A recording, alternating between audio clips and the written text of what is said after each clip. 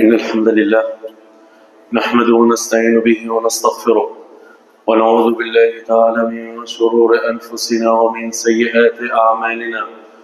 إنه من يهده الله تعالى فلا مضل له ومن يضلل فلا هادي له، وأشهد أن لا إله إلا الله وحده لا شريك له، وأشهد أن محمدا عبده ورسوله. اللهم صل وسلم وبارك على محمد وعلى آله وصحبه وسلم تسليما كثيرا. يا أيها الذين آمنوا اتقوا الله حق تقاته ولا تموتن إلا وأنتم مسلمون.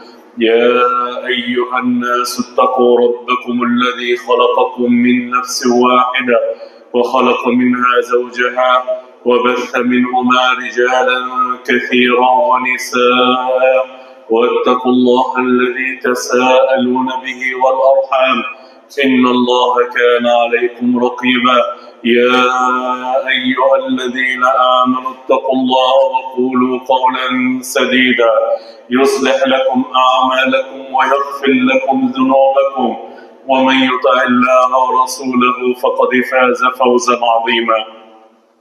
أما بعد أيها الأحبة في الله، إن أصدق الحديث كتاب الله، وخير الهدي هدي النبي محمد صلى الله عليه وسلم، وشر الأمور محدثاتها، وكل محدثة بدعة، وكل بدعة ضلالة، وكل ضلالة في النار.